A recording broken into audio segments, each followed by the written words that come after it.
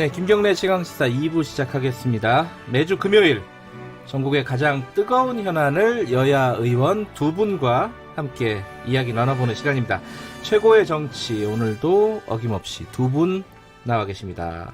먼저 더불어민주당 김진표 의원님, 안녕하세요. 네, 안녕하십니까. 네, 그리고 자유한국당 김영우 의원님, 안녕하세요. 네, 반갑습니다. 네, 유튜브 라이브로 함께 하실 수 있습니다.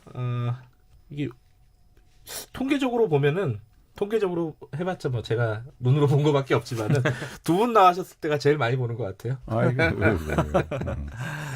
무슨 말씀 하시나 이렇게 궁금하신 분들이 꽤 있는 것 같습니다. 자, 샵 9730으로 문자 보내주시면은 제가 대신해서 질문해 드리겠습니다. 짧은 문자는 50원, 긴 문자는 100원이고요.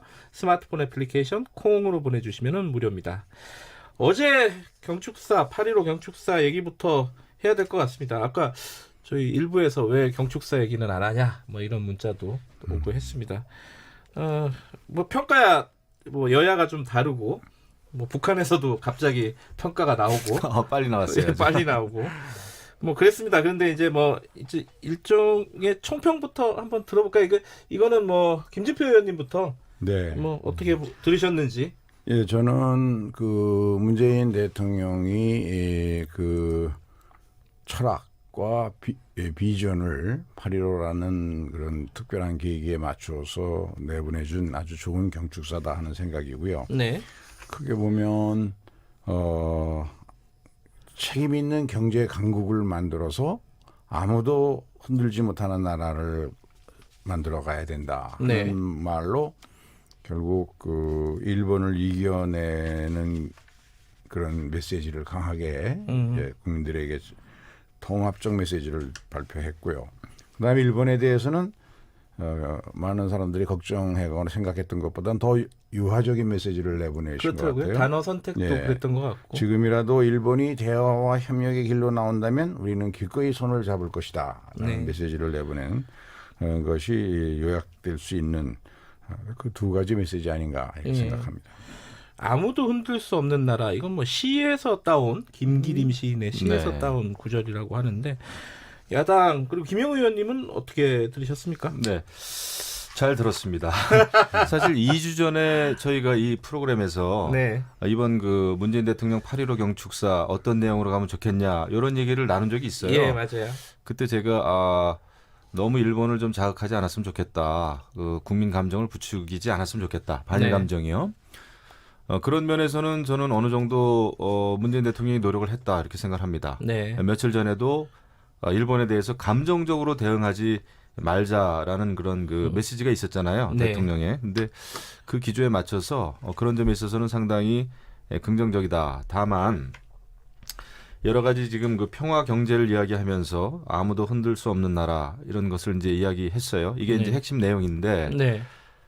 이 방법이 없습니다. 수단이 없고 오히려 그 40년, 50년 이후에 장밋빛 대한민국 통일 한반도를 이야기했지만 우리가 집을 짓는데 기둥을 세우지 않고 지붕을 얹을 수가 없잖아요. 근데 굉장히 그 어떤 미래에 대한 낭만적인 비전을 이야기했지만 네. 지금 현실 북한, 중국, 러시아 또 우방국인 일본과 동맹국인 미국까지도 우리나라를 사실은 흔들고 있잖아요. 그 현실에 대한 인식 이것은 좀 문제가 있다 이런 생각이 듭니다. 어제 자유한국당에서 낸 논평 중에 방금 김영우 의원님 말씀하고 비슷한 구절이 있었어요. 몽상적이었다. 몽상적이었다는 게 이제 남북 관계 그리고 국제 정세가 지금 그렇지 아니한데 너무 이렇게 뭐랄까요? 좋은 쪽만 얘기한 것이 아니냐라는 그런 거였는데 어떻게 보세요? 그것은 그동안의 구체적인 실천 수단이나 정책에 관해서는 네. 대통령이나 정부가 분야별로 자세히 발표를 해왔거든요. 아. 어제는 8.15라는 전 세계와 국민들에게 우리의 미래 국가 경영의 비전을 보여주는 거니까. 그리고 이제 현재의 국제 정세가 자유한국당의 일부 의원들이 얘기하듯이 한일, 한미 또 한중, 한러 등 남북 이렇게 복잡한 상황 속에서 그것이 모든 어떤 위기의식을 느끼는 그런 분들도 있는 것 같아요. 그럴수록 우리의 자강을 통해서 대한민국을 아무도 흔들 수 없는 나라를 만들어가는 길은 우리가 강해지고 우리가 경제적으로 강국이 되어서 저희 지금도 수출이라든가 몇 개 분야에서는 세계 6위권이 됐지만 정말 세계 6위의 강국이 되면 아무도 흔들 수 없고 우리가 오히려 적극적으로 아시아의 공동 번영을 주도하는 그런 나라가 될 수 있지 않냐라는 그런 메시지와 비전을 발표하는 일이 국가 경영을 책임맡던 지도자로서 좋은 메시지 아닌가. 저는 그렇게 생각합니다. 근데 이제 당장 그 평화 경제를 굉장히 강조하지 않았습니까? 어제 네. 대통령이 강조를 했는데 아침에 만 하루도 지나지 않아서 북한이 네. 조평통에서 입장을 냈는데 다시는 남쪽이랑 마주하지 않겠다. 뭐 죽은 소가 웃을 일이다. 뭐 이런 표현들을 써. 이거는 그러니까 어떻게 봐야 될지 참 난감합니다. 그 사실 북한 정말 너무해요. 제가 뭐 사실 그 북한에 대해서 제대로 경고하지 않는 문재인 네. 정부에 대해서 제가 이제 비판도 늘 해오고 있습니다만은 네. 정말 만 하루도 되지 않은 상황에서 북한이 조평통에서 네. 이렇게 성명서를 내고 그랬는데 꼭 그래야 됩니까? 이렇게 사실 북한에 대해서 남북 경협을 하자고 하고 이런 문재인 정권에 대해서 저는 뭐 그 정책 기조가 마음에 들지 않습니다만은 네. 북한 김정은 위원장, 김정은 정말 제정신인지 저는 모르겠고 그건 우리가 반드시 비판을 해야 됩니다. 예. 대한민국 대통령을 비판하는 북한에 대해서 우리가 가만히 있을 수는 없잖아요. 잘못된 처사다. 그리고 또 하나는 우리가 짚어봐야죠. 지금 아무도 흔들 수 없는 나라라고 하는 비전 이런 걸 제시를 했지만 6.25 전쟁 이후에 이렇게 대한민국이 흔들려 본 적이 또 있을까? 아까 말씀드렸습니다마는 북중러뿐만 아니라 일본과 미국에 의해서도 지금 엄청나게 외교적으로 시련을 지금 받고 있습니다. 그렇다면은 이것을 극복하는 길이 무엇인가? 우리 김진표 의원님께서 이제 우리가 자강해야 된다 말씀하셨는데 거기에 대해서는 저는 100% 동의를 해요. 하지만 방법이 문제입니다. 그리고 이런 어려움을 돌파하는 데 있어서 우리가 그냥 듣기 좋은 평화 경제라는 거 가지고 우리가 돌파할 수 있겠느냐. 지금도 북한이 대남 공격용 최첨단 무기, 탄도미사일을 계속해서 발사하고 있는 상황에 대해서 북한에 대해서 문재인 대통령께서도 따끔한 정도가 아니라요. 신랄한 비판도 하셔야 됩니다. 이것이 돼야 평화 경제가 가능해지는 거잖아요. 네. 근데 수단과 방법이 완전히 빠져 있고 목표만 이야기하면은 이것은 공연불이죠. 이런 거에 대해서는 문재인 정부도 좀 강하게 비판을 해야 된다. 그래야 듣는 국민들이 좀 고개를 그래도 끄덕이지 않겠습니까? 북한에 대해서도 강하게 비판해야 된다. 사실 이제 평화경제라는 말이 북한이 없으면 성립이 안 되는 말이잖아요. 근데 북한이 저렇게 나오면은 참 난감한 여당 입장에서도 난감한 상황이 아닐까라는 생각이 들어요. 이제 전쟁의 위협을 없애는 것 네. 그것이 이제 한반도 비핵화를 통한 평화와 번영의 기초를 만드는 것이다라는 것은 뭐 다 공감하지 않겠습니까? 네. 그런데 이제 북이 저렇게 비판하는 것은 지금 진행되고 있는 한미 군사연합훈련 하는 것을 의식하고 그거를 이제 비판한 것 같은데 그렇겠죠. 네. 자신들은 저 공격용 미사일을 계속해서 쏘아대면서 이번에 우리 한미 군사연합훈련은 여러 가지를 고려해서 도상 연습을 중심으로 해서 하고 병력 동원이 구체적으로 있는 건 아니잖아요. 네. 그런 점 등을 고려하면 거기에 맞는 북한의 메시지가 있어야 될 텐데 지금까지 북한이 보면 제가 그런 얘기합니다. 극우 멘트와 극좌 멘트는 서로 통한다. 같다. 예. 고장난 레코드판 같다. 맨날 똑같이 상황이 어떻게 됐든 관계없이 맨날 똑같은 용어로 반복하는 이 북한의 이 조평통인지 이런 사람들도 참 한심하다. 그런 생각 안 지울 수가 없는데요. 그러더라도 네. 미국과 일본이 각각 미국은 지금 곧 이제 9월이 오면은 곧 북미 대화를 하겠다는 거고 네. 또 북한이 그걸 부인하지 않고 일본도 또 북한과 대화를 하려고 하고 이런 점을 생각해 보면 역시 그런 점에서 보면 강한 우리가 좀 참고 다시 이 협상을 만들어내는 노력을 할 수밖에 없다. 그런 생각입니다. 두 분이 북한에 대해서 비판적인 거는 같지만은 해결책은 좀 다르네요. 예. 그리고 이제 이번에 평화 경제라는 그 키워드가 여러 번 나왔는데 그거는 좀 이해하기가 힘들더군요. 어제 그 평화 경제를 비판하는 목소리, 국민에 대해서 이 네. 특정 이념에 사로잡힌 외톨이.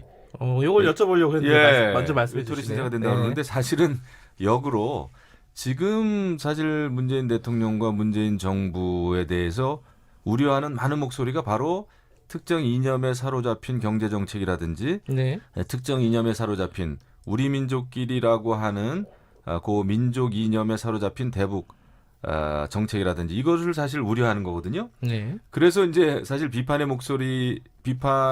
목소리를 내는 분들이 문재인 정부가 너무 특정 이념에 사로잡혀 있다. 그리고 지금 대한민국이 국제적으로 외톨이가 되고 있다. 이렇게 비판을 하는데 오히려 대통령께서는 역으로 그렇게 비판하는 것이 이념에 사로잡힌 외톨이다. 이렇게 얘기하는데 그것은 앞뒤가 맞지 않고 완전히 그 어떤 그 반대되는 그런 그 언급이라고 보아져요. 그래서 이 점에 대해서는 평화 경제가 굉장히 그 듣기 달콤한 이야기지만 그것이 현실의 문제, 특히 북한의 비핵화 문제, 북한의 비핵화 조치 이런 게 별로 없는 상황에서 굉장히 좀 뜬구름 잡는 이야기다 이런 비판이 있잖아요. 이거에 대해서는 좀 받아들이셔야 되는 거 아닌가 이런 생각이 듭니다. 근데 이제 이런 점이 있겠죠. 그 박근혜 대통령이 통일이 대박이다 이런 얘기를 했었어요. 그렇죠. 8.15는 결국 지금 우리가 완전한 광복을 한 게 아니다. 남북이 통일이 이루어져야 광복이 된 거 아니냐. 그래서 어제 메시지에도 광복한 후 100년이 되는 2045년까지는 어떻게든지 통일된 한국을 만들어야 되겠다. 그렇게 네. 되면 그것이 이제 평화 경제에도 궁극적인 목표가 되겠죠.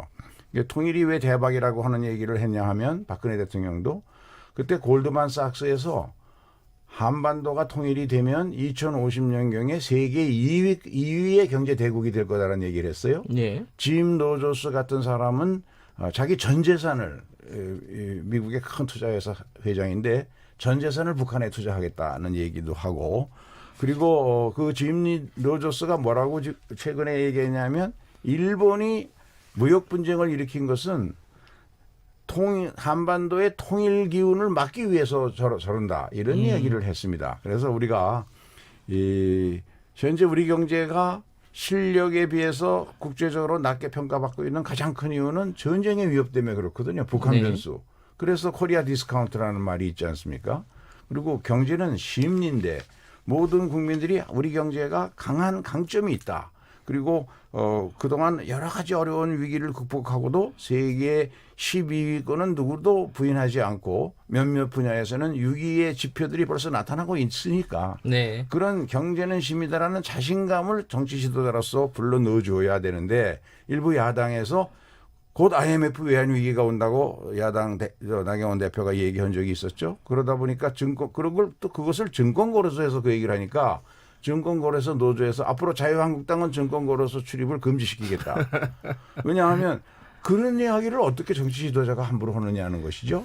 그런 점에서 8.15 광복 메시지에서 평화경제, 세계 6위의 경제 강국을 만들어서 현재의 어려움을 극복하자 하는 그런 메시지는 대통령으로서 옳은 메시지 아니었나 하는 생각이죠. 근데 이제 국민들이 네, 이런 김영호 것도 의원님. 많이들 알고 계십니다. 제가 어제 그제 계속 지역에 다녀보니까 평화경제, 통일경제를 한다고 해도 그렇게 통일이 되면 이제 8천만 정도 인구가 되겠죠. 상당히 한 20년, 30년은 우리가 그 굉장히 북한에 사실 투자를 해야 됩니다. 네. 예, 지금 여러 가지 그 인프라라든지 그다음에 사회적 비용이 많이 들죠. 정치적인 혼란도 있고요.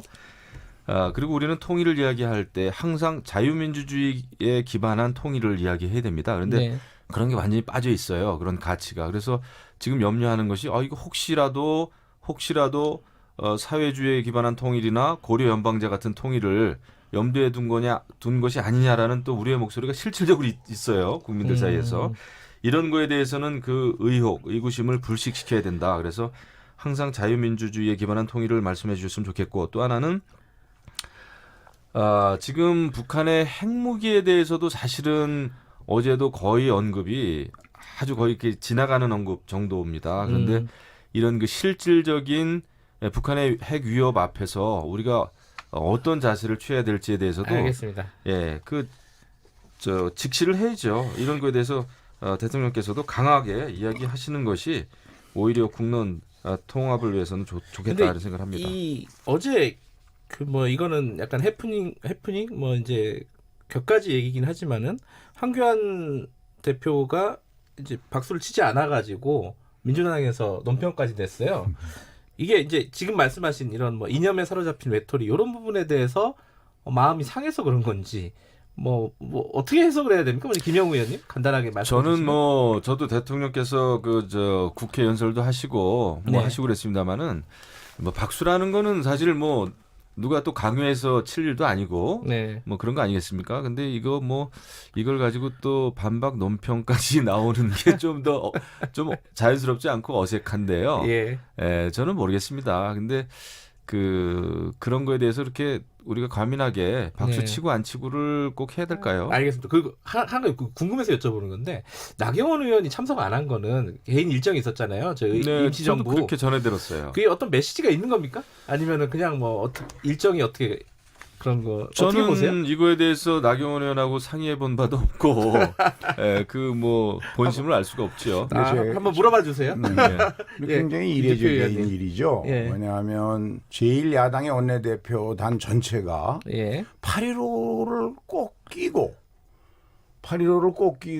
중국 충칭 임시정부 김구 선생의 독립운동하던 유적지를 가는 그 의미가 뭐였을까?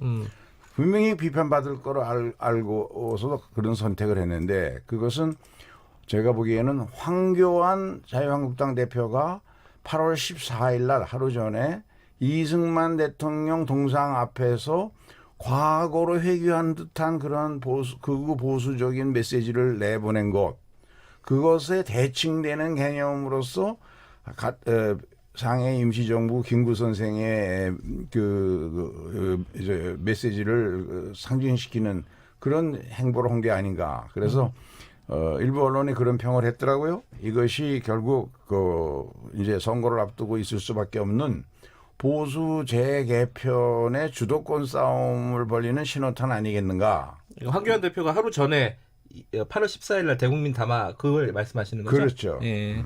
글쎄 그것은 여당에서 굉장히 과도한 해석이라고 보고요. 저희는 그런 거를 느끼지 못하고 있습니다만은 황교안 대표의 대국민 담화문은 이제 문재인 정부의 여러 가지 경제 정책, 대북 또 외교 안보 정책에 대해서 대전환을 해달라라고 하는 많은 국민들의 목소리를 담아냈다고 보고요. 네. 물론 그 내용이 조금 다소 추상적이다라는 비판은 솔직히 있었습니다. 예. 네, 그런 거 있었어요. 근데 그럼에도 불구하고 더 잘해달라는 대한민국을 올바른 방향으로 이끌어달라는 그런 우려의 목소리가 담겼다 이렇게 생각이 되고요.